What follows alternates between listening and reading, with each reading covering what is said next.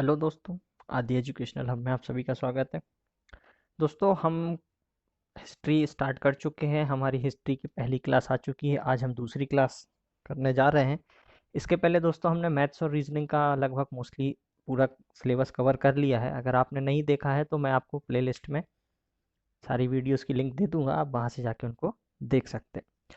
तो दोस्तों, अगर मैं बात करूँ हिस्ट्री की, तो हम हमारी पहली क्लास में पढ़ चुके हैं कि कब मानव का पृथ्वी पे जन्म होता है।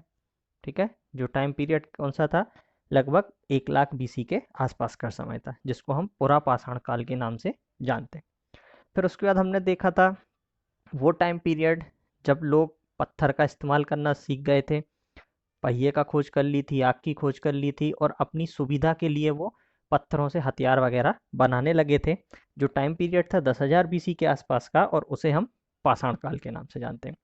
फिर हमने पढ़ा था हड़प्पा सभ्यता के बारे में, जो एक बहुत ही सिविलाइज्ड सभ्यता थी, बहुत ही सभ्य लोग वहाँ पे रहते थे, किसी को कोई प्रॉब्लम नहीं थी। ठीक है ना, महिलाओं को अच्छा रिस्पॉन्स मिलता था, उनकी रिस्पेक्ट की जाती थी, उनको पढ़ाई की छूट थी, उनको जो करना हो अपनी मर्जी से वो कर सकती थी। बाकी सारी चीज़ें भी हम डिस्कस कर चुके हैं। ये लगभग 3500 बीसी के आसपास की बात थी। फिर हमने देखा था कि आर्यंस आ जाते हैं भारत में। उसके बाद क्या होता है, यहाँ पे अव्यवस्थाएं फैलने लगती हैं और धीरे धीरे हड़प्पा सभ्यता का अंत हो जाता है। और जो बाहर से लोग आते हैं वो मिलके एक नई सभ्यता शुरू करते हैं, जिसे हम बोलते हैं ऋग्वैदिक काल, क्योंकि इस टाइम पीरियड पे क्या हुआ था, वेदों की रचना हुई थी। तो ये टाइम पीरियड था 1500 से 1000 बीसी के आसपास। तो इनका भी हम देख चुके हैं कि ये लोग कैसे रहते थे, क्या इनकी जीवन शैली थी, बाकी सब चीज़ें हम डिस्कस कर चुके हैं। फिर इसके बाद जो टाइम पीरियड आता है उसे हम बोलते हैं उत्तर वैदिक काल, जो है 1000 बीसी से 600 बीसी के बीच का समय। अब ऋग्वैदिक और उत्तर वैदिक में क्या चेंज आते हैं, तो ऋग्वैदिक में लोग एक जगह नहीं रहते थे, घूमते रहते थे। उत्तर वैदिक में वो स्थायी हो गए। ऋग्वैदिक में उनका मेन काम पशु चराना था, अब उत्तर वैदिक में खेती हो गई, उनको लोहे की खोज हो गई। ठीक है, तो अब लोग खेती करने लगे। महिलाओं की स्थिति यहाँ और बिगड़ गई थी। ठीक है, उत्तर वैदिक में जो कास्ट थी वो बन चुकी थी, कैटेगरी अब यहाँ पे कास्ट बन गई थी। जबकि ऋग्वैदिक में कैटेगरी जो थी वो वर्क के हिसाब से थी, आप अपना काम चेंज करो आपकी कैटेगरी ऑटोमेटिक चेंज हो जाती थी। बट यहाँ पे अब वो कास्ट हो गई, आप जिस कास्ट में पैदा हुए अब आप उसी कास्ट में रहेंगे। ठीक है, आपकी कैटेगरी चेंज नहीं हो सकती थी। तो हमने यहाँ पे देखा कि जब कैटेगरी कास्ट में कन्वर्ट हो गई तो सबसे ऊपर सुपीरियर कौन हो गए, ब्राह्मण हो गए। ब्राह्मणों ने अपने फायदे के लिए तरह तरह के यज्ञ हवन पूजन बना लिए। उसके कारण क्या होने लगा, उनके नीचे के जो लोग थे, चाहे वो क्षत्रिय हो, चाहे वैश्य हो, चाहे शूद्र हो, सभी लोग परेशान होने लगे। और हमने पढ़ा हुआ था पहली क्लास में कि जब भी कोई इंसान परेशान होगा वो एक समय तक तो सहन करेगा, उसके बाद क्या करेगा, वो दूसरे इजी रास्ते खोजने लगता है।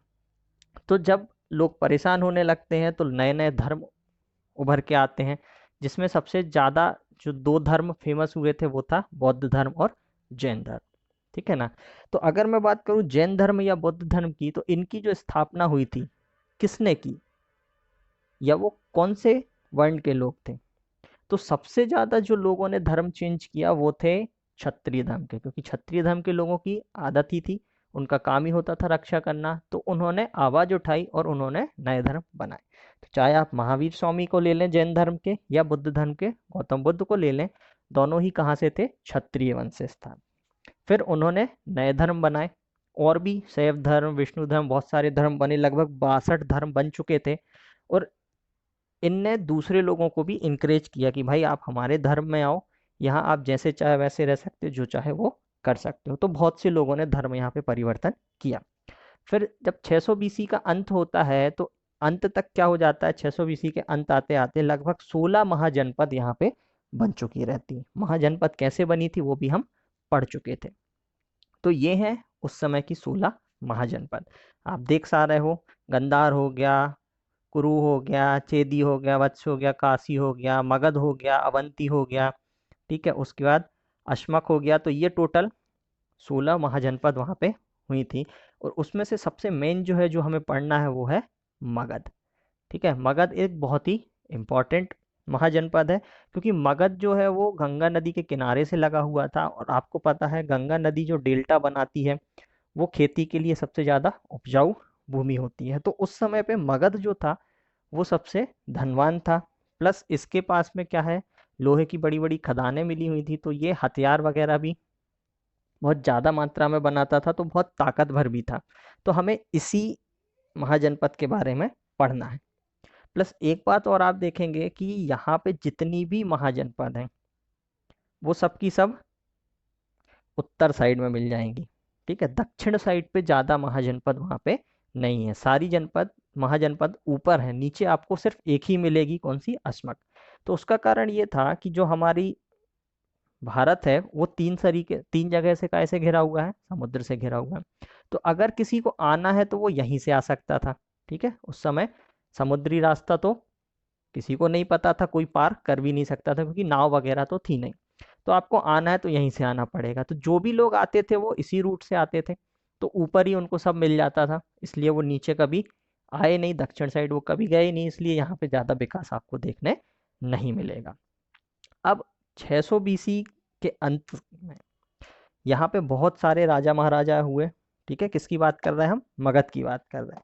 उसमें कई वंश आए, जैसे हर्यक वंश हो गया, शिशुनाग वंश हो गया, नंदा वंश हो गया, ऐसे बहुत सारे वंश आए, उनके राजा आए चले गए, लेकिन कोई ज़्यादा बड़ा चेंज यहाँ पे नहीं आ पाता है। ठीक है ना। सबसे बड़ा चेंज कब आता है, जब मगध में शुरुआत होती है किसकी, मौर्य वंश की। ठीक है, मौर्य वंश की शुरुआत होती है मगध में, ये टाइम पीरियड होता है 321 बीसी का। ठीक है ना, 321 बीसी में जब यहाँ पे मौर्य वंश की स्थापना होती है, उसके बाद यहाँ पे बहुत सारे चेंजेस आते हैं, तो हम उसी के बारे में आज पढ़ने वाले हैं। तो चलिए स्टार्ट करते हैं।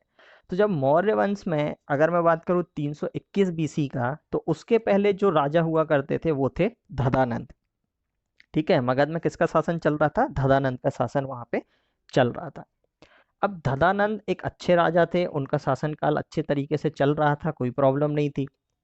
उनके एक गुरु हुआ करते थे जिनका नाम था चाणक्य।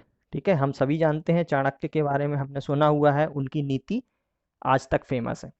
तो चाणक्य के अंदर वो अपना शासन अच्छे से चला रहे थे, लेकिन फिर क्या होता है, एक बार राज दरबार चलता रहता है, कुछ सभा चलती रहती है, किसी बात पे डिस्कशन चलता रहता है, वहां पे धदानंद जो है वो चाणक्य की बेइज्जती कर देते हैं, उनकी इंसल्ट कर देते हैं, और ये बात चाणक्य को लग जाती है। ठीक है, फिर चाणक्य ये डिसीजन ले लेते हैं कि अब तो मैं बदला लेके रहूंगा, जो मेरी इंसल्ट हुई है मैं उसका बदला अब लेके रहूंगा। तो चाणक्य क्या करते हैं, धदानंद को छोड़ देते हैं, उसका राजपाट छोड़ देते हैं, और वो चले जाते हैं कहाँ पे, चंद्रगुप्त मौर्य के पास। अब जब वो चंद्रगुप्त मौर्य के पास पहुंच जाते हैं तो वो अपनी जो युद्ध नीति है वो चंद्रगुप्त मौर्य को सिखाते हैं, उनको ट्रेंड करते हैं, और फिर 321 बीसी में चंद्रगुप्त मौर्य जो है वो धदानंद पे हमला कर देते हैं। इस युद्ध में धदानंद हार जाते हैं। ठीक है, और धदानंद की मृत्यु के साथ यहाँ पे मगध में मौर्य वंश की शुरुआत हो जाती है। कब, 321 बीसी में। अब 321 बीसी में मौर्य काल की स्थापना हो गई, की किसने, चंद्रगुप्त मौर्य ने, और फिर वो अपना जो है शासन वहाँ पे कुशलतापूर्वक चलाने लगते हैं। ठीक है, कई युद्ध होते हैं, कई जीतते हैं, वो अपना शासन अच्छा खासा चल रहा होता है। फिर क्या होता है, जो चंद्रगुप्त मौर्य रहते हैं वो जैन धर्म से बहुत ज़्यादा प्रभावित होते हैं। हम पढ़ चुके हैं 600 बीसी के पहले ही जैन धर्म और बौद्ध धर्म बन चुके थे। ठीक है ना, उत्तर वैदिक काल में ही ये धर्म स्टार्ट हो चुके थे। तो ये क्या है, जैन धर्म से बहुत ज़्यादा प्रभावित होते हैं, और इनको जो जैन धर्म में कन्वर्ट करते हैं वो थे भद्रबाहु। ठीक है ना, ये जैन धर्म में कन्वर्ट हो जाते हैं, फिर ये साउथ चले जाते हैं और वहाँ पे अपने प्राण त्याग देते हैं। तो वो प्राण कैसे त्यागते हैं, वो अपना खाना पीना सब बंद कर देते हैं, और कुछ दिनों बाद उनकी मृत्यु हो जाती है। ये टाइम पीरियड रहता है 298 बीसी का। ठीक है, अब हमने भद्रबाहु की बात की ही है तो हम समझ लेते हैं कि ये कौन थे। तो जब चंद्रगुप्त मौर्य का यहाँ पे शासनकाल चल रहा था मगध में, तो वहाँ पे दो धर्म प्रचारक रहते थे। ठीक है, एक थे भद्रबाहु और दूसरे थे स्थूलबाहु। अब इनके ही शासनकाल के समय क्या होता है, मगध में बहुत भीषण सूखा पड़ता है, लगभग 12-15 साल तक वहाँ पे सूखा पड़ता है। तो जो भद्रबाहु हैं वो डिसीजन लेते हैं कि भाई मैं जब तक यहाँ पे सब ठीक नहीं हो जाता मैं मगध छोड़ के जा रहा हूँ। ठीक है, लेकिन स्तुलबाहु बोलते हैं कि नहीं भैया, जो भी कंडीशन है मैं मगध छोड़ के नहीं जाऊंगा। तो स्तुलबाहु अपने कुछ अनुयायियों के साथ, अपने कुछ भक्तों के साथ वहीं मगध में रुक जाते हैं, और जो भद्रबाहु हैं वो अपने अनुयायियों को लेके, अपने भक्तों को लेके कर्नाटक में सवर्णबेलगोला चले जाते हैं। वहाँ पे ये बहुत लंबे समय तक रहते हैं। उसके बाद जब मगध की सारी कंडीशंस ठीक हो जाती हैं तो ये वापस आते हैं, और जब ये वापस आते हैं तो वो देखते हैं कि भाई जो स्तुलबाहु के भक्त थे, जो अनुयायी थे, वो अब कपड़े पहनने लगे हैं। भद्रबाहु को बहुत बुरा लगता है, क्योंकि जैन धर्म का ये सिद्धांत था कि आपको जो शरीर मिला है वो ठीक है, उसमें आपको ढकने की जरूरत नहीं है, जो जैसा है उसको वैसे ही रहने दो। लेकिन यहाँ पे अब सब श्वेत वस्त्र पहनने लगे, तो यहाँ से क्या होता है, दो विचारधाराओं का उदय होता है। जो भद्रबाहु थे, जो बिना कपड़ों के घूमते हैं, वो दिगंबर कहलाए, और जो स्तुलबाहु या उनके भक्त थे जो श्वेत वस्त्र यूज करने लगे थे, वो श्वेतांबर कहलाए। तो यहाँ से जो हमारी आज की जो दिगंबर और जैन धर्म में दिगंबर और श्वेतांबर की जो विचारधाराएं चल रही हैं, उनका उदय यहाँ से होता है। अब 298 बीसी में क्या हुआ, चंद्रगुप्त मौर्य चले गए, ठीक है, उन्होंने जैन धर्म अपना लिया। तो चंद्रगुप्त मौर्य के बाद जो राजा बनते हैं वो होते हैं उनके बेटे बिंदुसार। बिंदुसार जो है वो 298 बीसी से लेके 273 बीसी तक यहाँ पे शासन करते हैं। उनके शासन काल में भी वो बहुत सारे युद्ध जीतते हैं, बहुत सारी महाजनपदों को अपने राजपाट में मिलाते हैं और अपने राज्य का विस्तार करते हैं। लेकिन वो एक महाजनपद नहीं जीत पाते हैं, जो थी कलिंग, जबकि कलिंग जीतना बिंदुसार का सपना हुआ करता था, ठीक है, लेकिन वो नहीं जीत पाते हैं, और 273 बीसी में उनकी मृत्यु हो जाती है। अब उनकी मृत्यु के बाद यहाँ पे प्रॉब्लम आती है कि भाई अगला राजा कौन बनेगा। रीजन क्या रहता है कि जब बिंदुसार की मृत्यु होती है तो बिंदुसार के 100 से भी ज्यादा पुत्र होते हैं। अब इतने ज्यादा पुत्र, एक दो हो तो एडजस्ट हो जाए, 100 पुत्र, तो उनमें होड़ चलती है कि भाई अब अगला राजा कौन बनेगा। तो बिंदुसार की मृत्यु के साथ ही यहाँ पे एक युद्ध शुरू होता है, जो 273 बीसी से लेके 269 बीसी तक चलता है, यानी लगभग 4 साल ये युद्ध चलता है। और इस युद्ध में जो बिंदुसार का लड़का होता है, बेटा होता है अशोक, वो अपने बाकी सभी भाइयों को युद्ध में परास्त कर देता है, और 269 बीसी में वो इसका राजा बन जाता है। किसका? मगध का राजा बनने के साथ वो भी क्या करता है, अपने राजपाट को विस्तार करने में लग जाता है। इसी बीच वो ईरान, पर्सिया, अफगानिस्तान और पाकिस्तान को जीतकर अपने राज्य में मिला लेता है, अपनी महाजनपद में इनको भी शामिल कर लेता है। उसके बाद टाइम आता है 261 बीसी का। 261 बीसी में वो कलिंग पे हमला कर देता है, ठीक है। जो बिंदुसार का सपना होता है कलिंग जीतने का, उसको पूरा कौन करता है? उसका बेटा अशोक। अशोक कलिंग पर हमला कर देता है, बहुत ही भीषण युद्ध होता है, कई लाखों से लोग मरते हैं इस युद्ध में, और लास्ट में अशोक जीत जाता है। लेकिन जब अशोक जीतता है, ये युद्ध समाप्त हो जाता है, उसके कुछ समय बाद चाइना से एक उपगुप्त नाम का मॉन्क आता है, एक बुद्धिस्ट मॉन्क आता है। यानी कि हम ये समझ लें कि बुद्धिस्ट धर्मगुरु आते हैं जो यहाँ पे इंडिया में, भारत में धर्म का प्रचार करने आते हैं। तो जब वो इंडिया आते हैं तब वो देखते हैं कि कई घर उजड़ गए हैं, किसी ने अपना बेटा खो दिया, किसी ने अपना पति खो दिया है, ठीक है, लाखों से लाशें पड़ी हुई हैं, ऐसे ही सड़ रही हैं, वो कोई उठाने वाला नहीं है, बहुत हर कहीं खून वगैरह पड़ा हुआ है, पूरे में खून खून हो गया है। तो वो ये बात जाके अशोक को समझाते हैं कि आपने युद्ध किया, उसका परिणाम ये तो हुआ कि आपने कलिंग को जीत लिया, लेकिन आपने खोया क्या? आपने न केवल सामने विरोधी जो कलिंग के राजा थे उनके सेना को मारा है, बल्कि आपने अपनी सेना भी गंवाई है। बहुत से घर ऐसे हैं जो अब उजड़ चुके हैं, क्योंकि उनके यहाँ पे कोई मेल पर्सन, कोई मर्द नहीं बचा है। तो इन सब बातों से अशोक बहुत ज़्यादा प्रभावित होते हैं, और वो फिर अहिंसा का मार्ग अपना लेते हैं, ठीक है।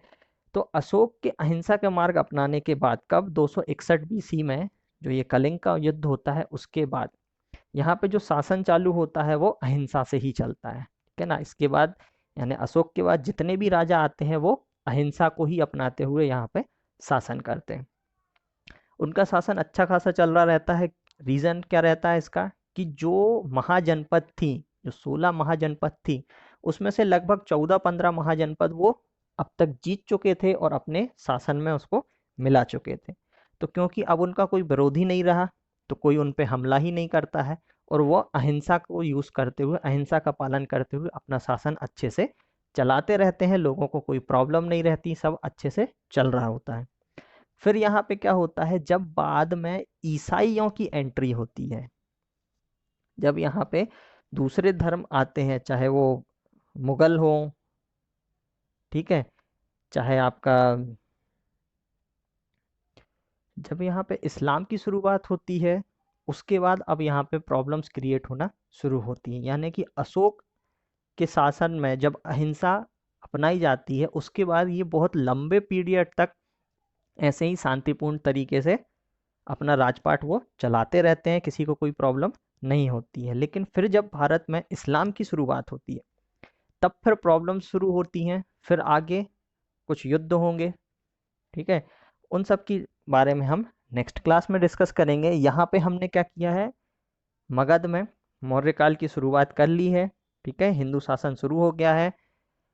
इन्होंने बहुत से जो महाजनपद है उनको अपने शासन में मिला लिया है और अपना शांतिपूर्ण तरीके से शासन चला रहा है। एक लंबे पीरियड तक वो शासन यहाँ पे चलाते हैं। इसके बाद इस्लाम कब आता है, फिर क्या क्या होता है, इन सब चीज़ों के बारे में हम अगली क्लास में डिस्कस करेंगे। जब तक के लिए आप इसको रिवाइज करते रहिए। अगर कोई डाउट है तो आप मुझे टेलीग्राम ग्रुप में बता सकते हैं, आप मैसेज कर सकते हैं, मैं उसे ज़रूर क्लियर करूँगा। मेरी टेलीग्राम ग्रुप की जो लिंक है वो मैं आपको नेक्स्ट क्लास में प्रोवाइड करा दूंगा। जब तक के लिए धन्यवाद।